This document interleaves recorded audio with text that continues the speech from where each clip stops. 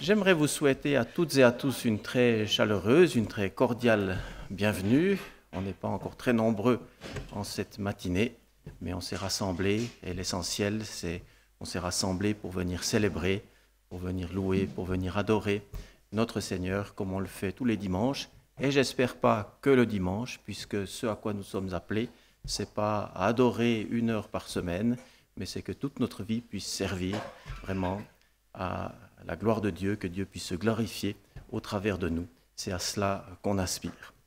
Alors j'aimerais vous demander de vous mettre debout, et puis on va invoquer le nom du Seigneur pour commencer. Seigneur, nous bénissons ton nom, et nous sommes reconnaissants de pouvoir être ici présents ce matin pour nous tourner vers toi, pour tourner nos cœurs vers toi, pour tourner nos regards vers toi, pour te contempler. Et nous sommes reconnaissants de savoir que lorsque nous nous approchons de toi, toi aussi, tu t'approches de nous. Et notre désir, c'est que tu manifestes ta présence parmi nous. Nous sommes venus avec une soif de toi dans nos cœurs. Nous avons soif de te rencontrer, soif de voir ta gloire, soif d'entendre et d'être nourris de ta parole. Et qu'en tout cela, Seigneur, ton nom soit béni, élevé et glorifié. Amen. Je vais laisser Hélène, c'est elle qui va nous conduire maintenant dans la louange avec les personnes qui sont avec elle. Merci beaucoup à Hélène, aux personnes qui étaient avec elle. Et sans tarder, j'aimerais laisser la place maintenant à Monique, c'est elle qui va nous apporter le message ce matin et je m'en réjouis beaucoup. Merci beaucoup.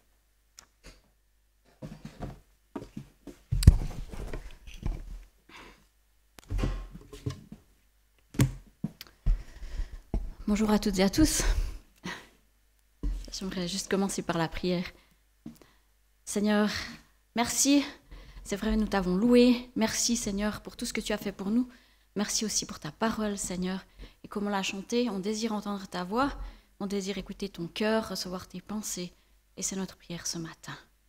Seigneur, prends toute la place, que vraiment tes paroles trouvent une bonne terre en nous. Amen. Je voulais continuer avec vous la lecture que j'ai commencée il y a quelque temps de l'évangile de Jean. Et à la fin de son évangile, Jean nous dit qu'il a écrit son évangile pour qu'on croie que Jésus est le Christ, le Fils de Dieu, et qu'en croyant, on ait la vie en son nom. L'évangile de Jean a donc été écrit pour convaincre les gens que Jésus est le Fils de Dieu, qu'il est le Sauveur du monde, et pas un charlatan.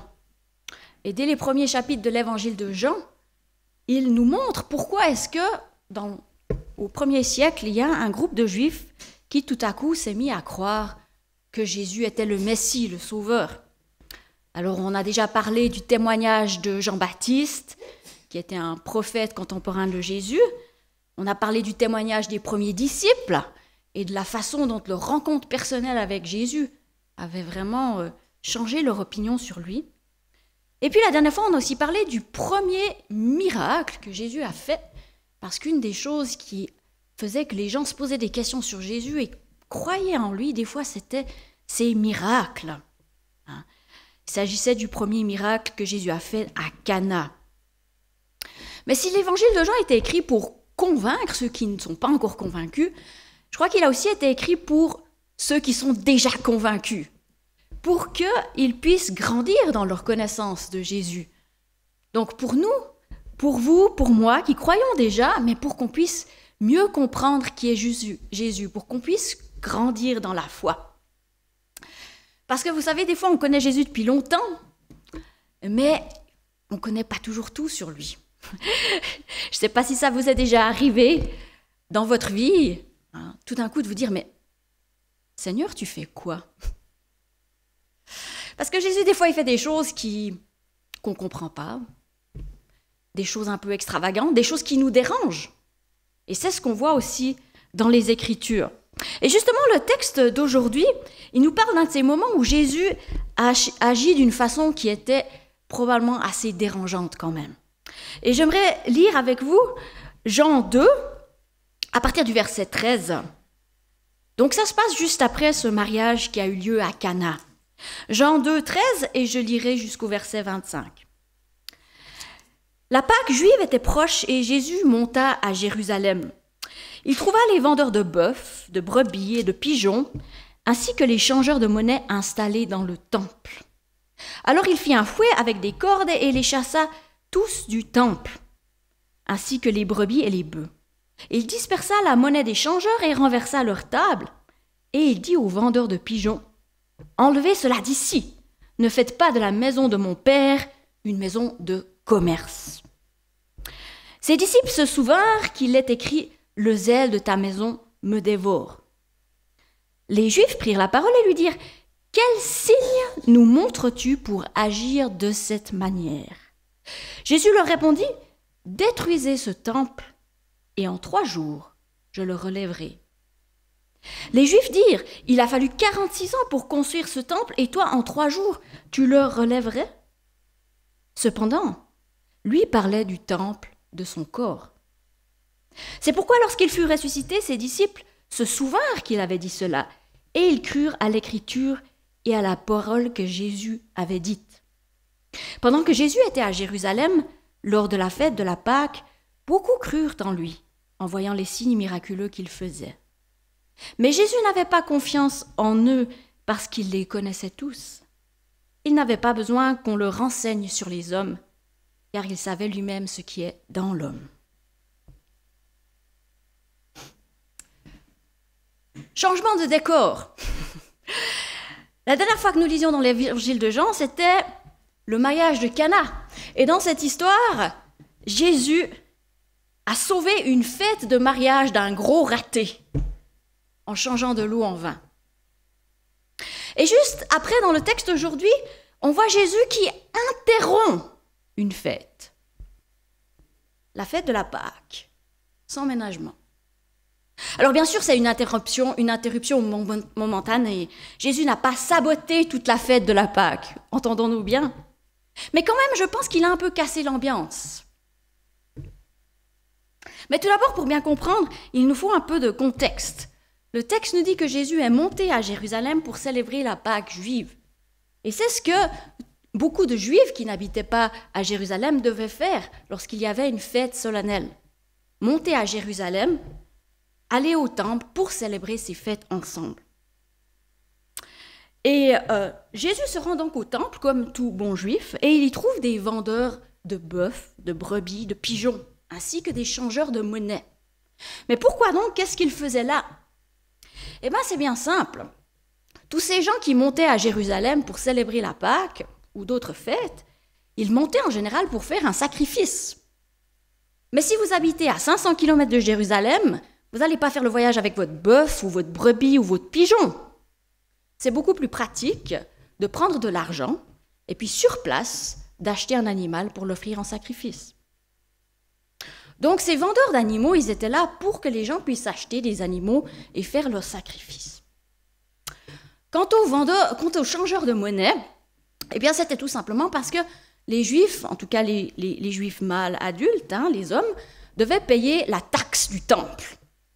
Mais comme les gens venaient de beaucoup d'endroits, il fallait qu'ils changent leur argent pour avoir le bon argent, la bonne quantité de métal précieux pour payer leurs taxes. D'ailleurs, Jésus a aussi payé cette taxe, vous vous en souvenez peut-être. Donc voilà pourquoi ces vendeurs sont là, voilà pourquoi ces changeurs de monnaie sont là. Or, le texte nous dit que Jésus, lorsqu'il voit ces vendeurs d'animaux et ces changeurs de monnaie, il se met en colère et se fabrique un fouet pour les chasser. Ce Jésus est donc aussi des fois quelqu'un qui interrompt la fête. Mais pourquoi? Qu'est-ce qu'on apprend de Jésus dans cet épisode? Parce que finalement, c'est ça qu'on veut, c'est apprendre à connaître Jésus. Et je veux juste m'arrêter sur 2 points ce matin. La première chose que cette histoire nous montre, c'est l'autorité de Jésus. Et plus spécifiquement, son autorité, son droit à purifier le culte. Le geste de Jésus avait probablement une certaine violence, parce qu'on a besoin d'énergie, je suppose, je ne l'ai jamais fait, mais pour chasser des bœufs. Donc on peut imaginer que c'était assez énergique. Et puis le texte nous dit qu'il les a tous chassés. Et si le texte ne nous dit pas explicitement que Jésus était en colère, on a quand même l'impression qu'il est sorti un peu de ses gonds.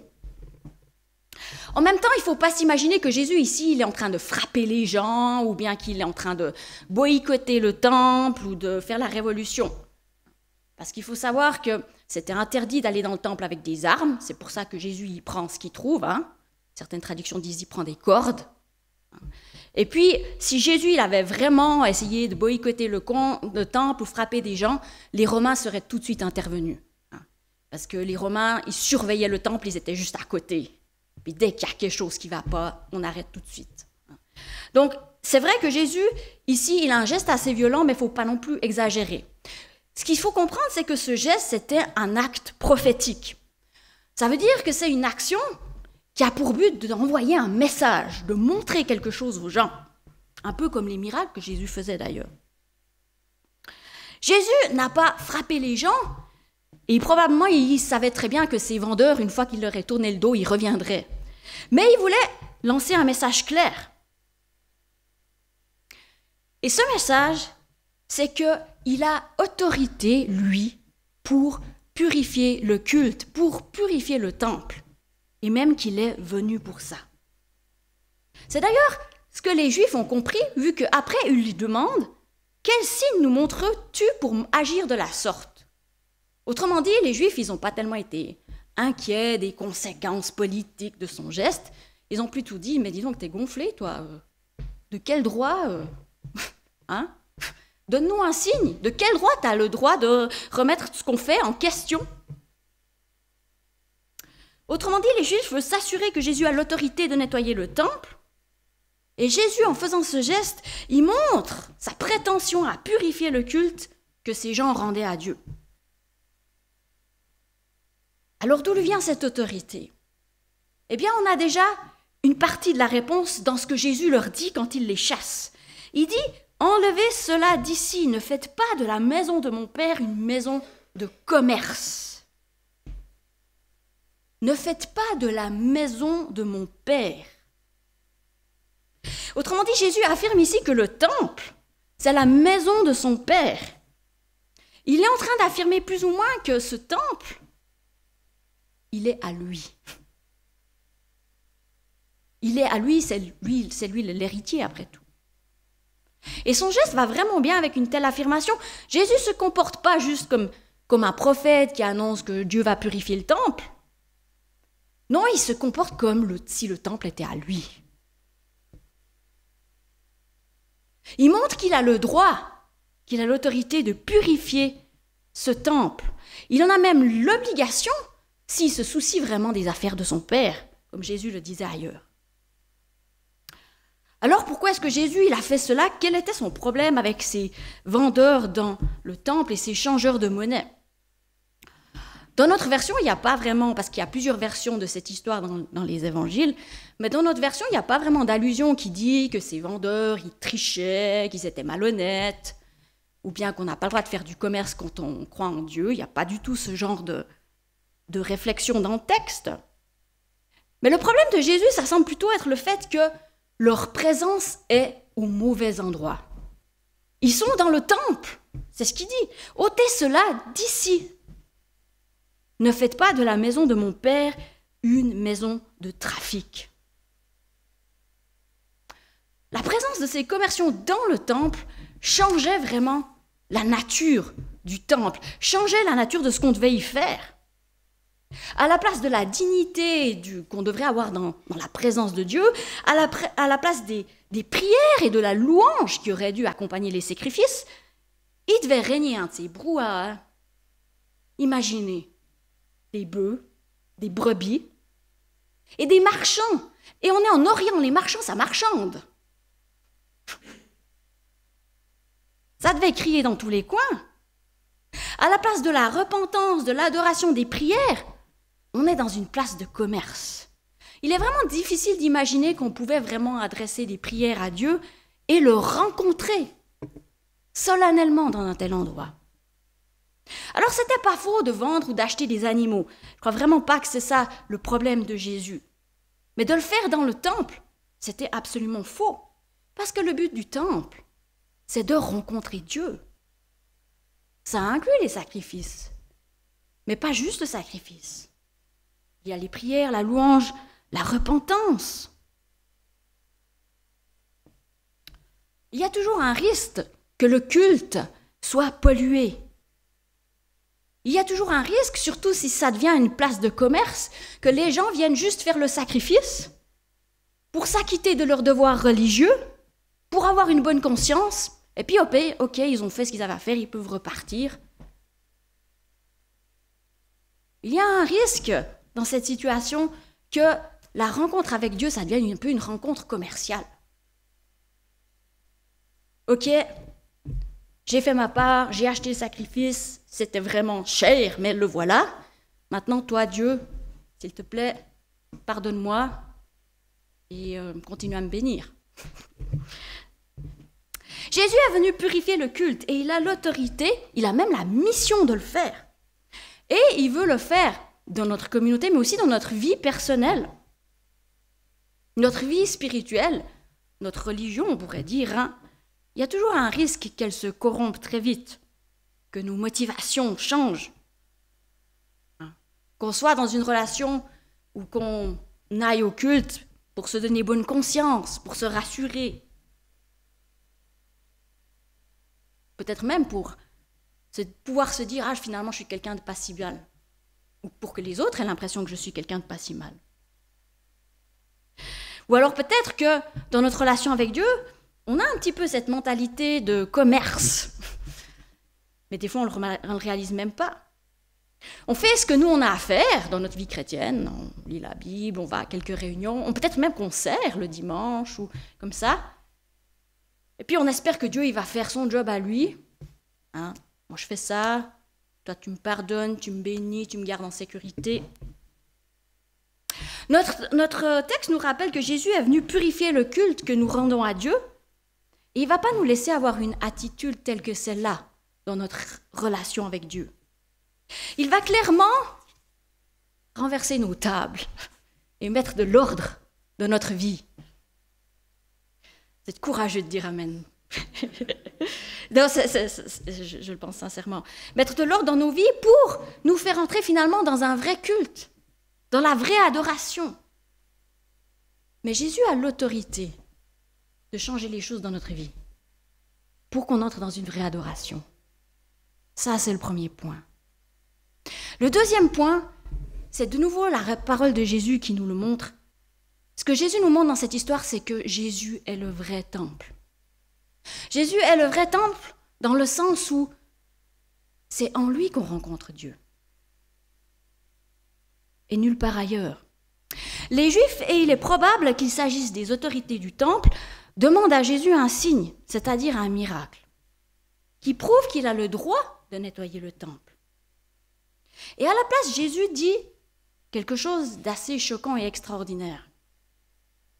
Il dit au verset 19, « Détruisez ce temple et en 3 jours je le relèverai. » Les Juifs dirent, « Il a fallu 46 ans pour construire ce temple, et toi, en 3 jours, tu le relèverais ?» Cependant, lui parlait du temple de son corps.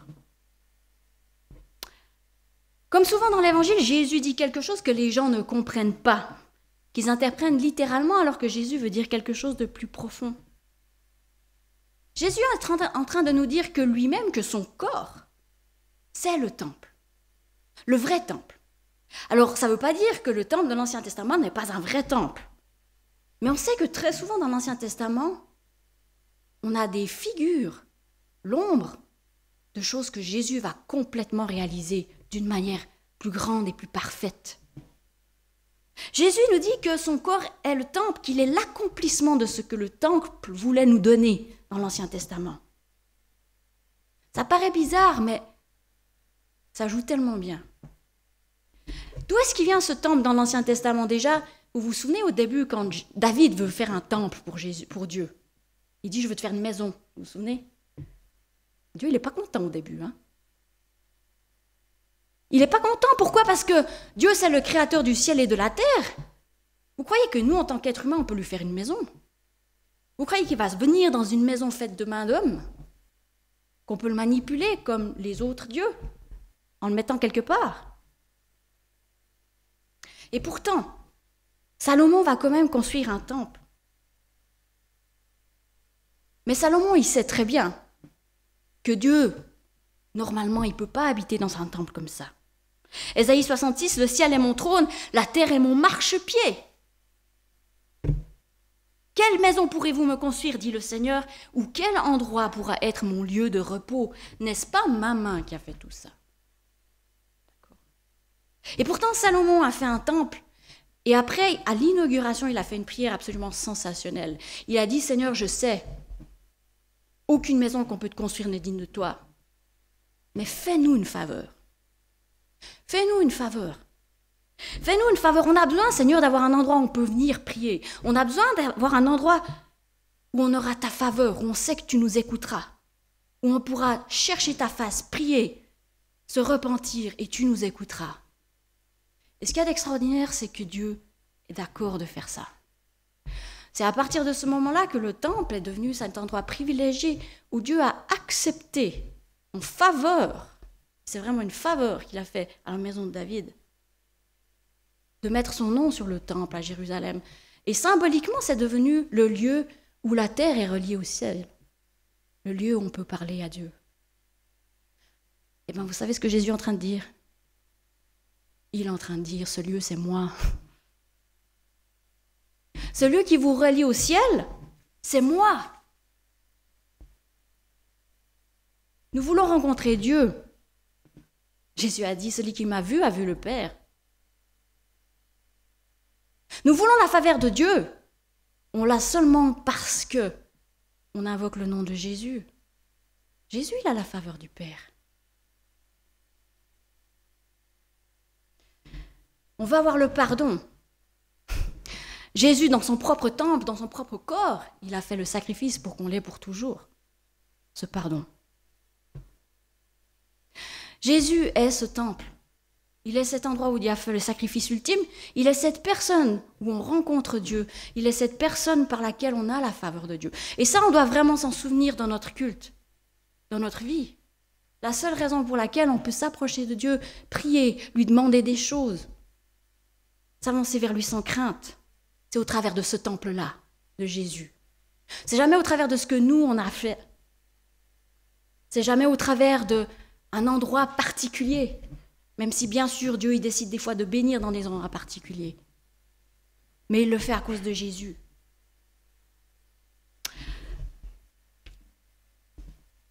Concluons donc. C'est vrai que notre vie spirituelle, notre relation avec Dieu ou notre religion, peu importe on veut l'appeler, c'est quelque chose qui malheureusement se corrompt de temps en temps. On a vite fait d'entrer dans le formalisme, de faire des choses uniquement par habitude, pour se donner bonne conscience, des fois simplement. Je connais des gens qui deviennent chrétiens simplement parce qu'ils se sentent mieux d'être des gens corrects, quoi. Non, c'est vrai. Ils se sentent mieux d'être des gens corrects, mais oui, ça leur donne une bonne image d'eux-mêmes. S'approcher trop de Dieu, ils sont pas forcément pour, mais écoutez, moi, je suis quand même quelqu'un de bien, quoi. J'ai rien fait de mal. Ou alors, c'est assez facile, finalement, de nous acquitter de notre devoir spirituel et puis d'avoir un peu cette mentalité commerciale sans même réaliser. On se dit, ok, tant que je reste dans la volonté de Dieu, je fais ci, je fais ça, il ne va pas m'arriver trop de poisse. Mais le but de la vie chrétienne, c'est de rencontrer Dieu. C'est de le connaître. C'est pas juste de se donner bonne conscience ou de d'avoir cette relation commerciale pour vivre en sécurité sur terre. Et finalement, c'est pour ça que Jésus, des fois, il fait un peu le ménage. Dieu veut un cœur pur, il veut un culte pur. Et comme Jésus a purifié le temple, il veut aussi purifier nos vies. Jésus a traité le temple comme sa maison. C'était sa maison. Mais vous savez, quand on devient chrétien, on devient sa maison. On est le temple du Saint-Esprit, non? Et Jésus veut purifier aussi nos cœurs. Il veut nous faire entrer dans cette intimité avec Dieu. Pas juste dans une religion formelle, ou une transaction. Et lorsque Jésus vient dans notre vie, dans notre maison, Parfois, nous expérimentons quelque chose de génial, comme lorsque Jésus est allé au mariage à Cana, où il a pourvu, où il a fait un miracle, il a rempli de joie. Et ça, Jésus le fait dans nos vies. Je pense que beaucoup d'entre nous peuvent en témoigner. Mais d'autres fois, Jésus refait la tapisserie, quoi. Il fait les nettoyages de printemps. Il dit, cette commode, je sais que tu l'aimes bien, mais ça va vraiment pas.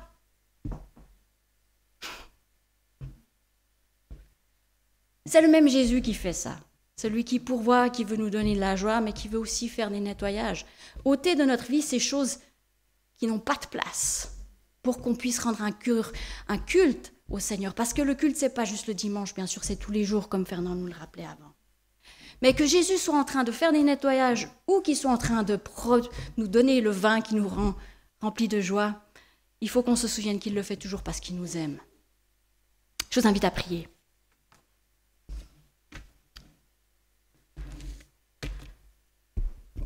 Oui, Seigneur, c'est vrai, merci parce que tu es ce temple, tu es cette personne qui nous fait entrer dans cette relation avec Dieu.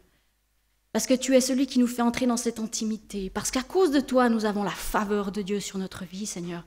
Pas à cause de nous-mêmes, mais à cause de ce que toi, tu as fait. Oh, quel privilège immense.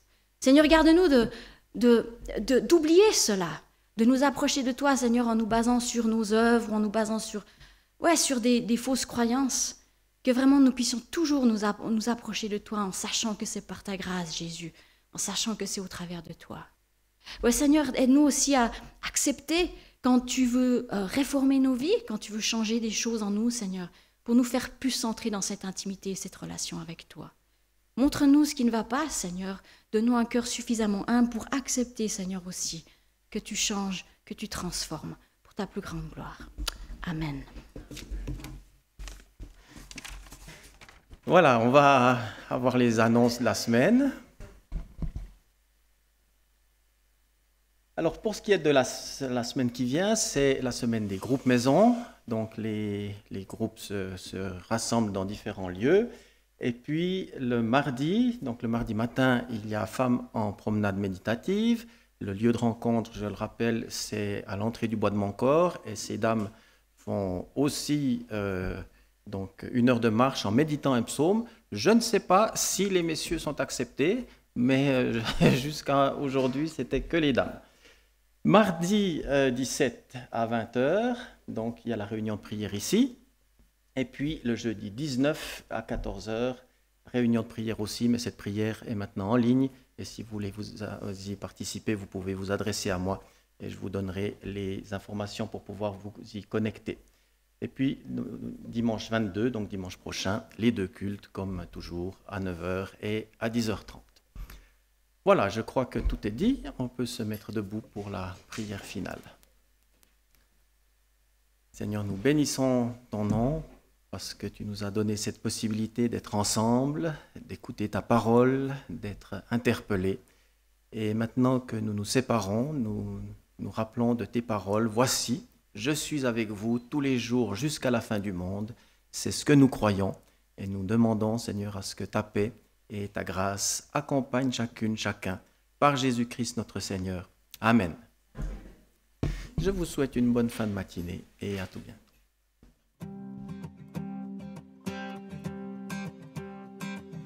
Quittant la gloire de ton ciel, tu es venu sur terre. Fils aimé du Dieu éternel, tes bras tu as ouverts. Ta grâce a bouleversé le cours de notre humanité. Nous crions ensemble victoire. Christ est la lumière du monde. Que sa gloire couvre la terre.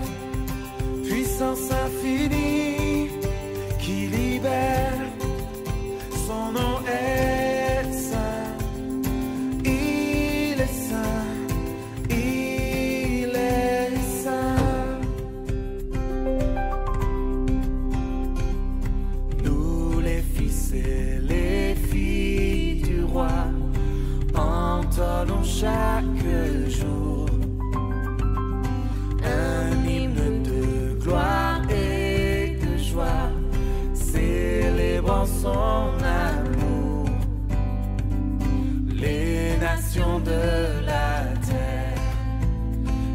infiniment.